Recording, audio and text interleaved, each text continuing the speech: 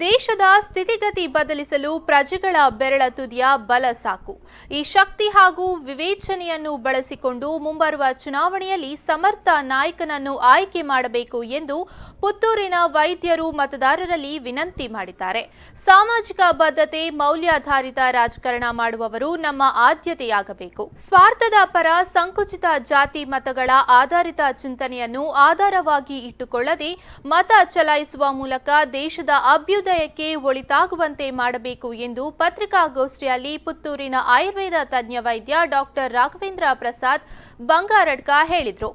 ಈ ಸಂದರ್ಭ ಪತ್ರಿಕಾಗೋಷ್ಠಿಯಲ್ಲಿ ನರಮಾನಸಿಕ ತಜ್ಞ ಡಾಕ್ಟರ್ ಗಣೇಶ್ ಪ್ರಸಾದ್ ಮುದ್ರಾಜೆ, ಫಿಸಿಯೋಥೆರಪಿ ವೈದ್ಯ ಡಾಕ್ಟರ್ ಕೃಷ್ಣ ಪ್ರಸನ್ನ ಕೆ, ಆಯುರ್ವೇದ ತಜ್ಞ ಡಾಕ್ಟರ್ ಶಶಿಧರ್ ಕಜೆ ಮತ್ತಿತರರು ಹಾಜರಿದ್ದರು.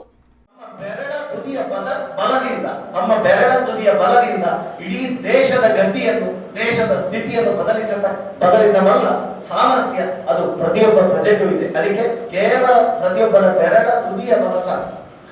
ಹಾಗಾಗಿ ಆ ಬಲವನ್ನು, ಬೆರಳ ತುದಿಯ ಬಲವನ್ನು, ಆ ಚಲನೆಯನ್ನು ಬಹಳ ವಿವೇಚನಾಪೂರ್ವಕವಾಗಿ ಪ್ರಜಾಪ್ರಭುತ್ವದ ಯಂತ್ರದ ಮೂಲಕ ಪ್ರಯೋಗಿಸಿದಾಗ ಆಗ ನಮ್ಮ ದೇಶ ಉದ್ಧಾರವಾಗುವ, ದೇಶದ ಅಭ್ಯುದಯ ಸಾಧ್ಯತೆ ಇದೆ. ಮತ್ತೆ ನಮ್ಮ ಭಾರತ ಮಾತೆ ತನ್ನ ಮೊದಲಿನ ಸ್ಥಿತಿಯಲ್ಲಿ ಕಂಗೊಳಿಸುವಂತಹ, ಅಭ್ಯುದಯದ ಸ್ಥಿತಿಯಲ್ಲಿ ಕಂಗೊಳಿಸುವಂತಹ ಸಾಧ್ಯತೆ ಇದೆ. ನಾವು ಈಗ ನೋಡಿದ್ದೇವೆ.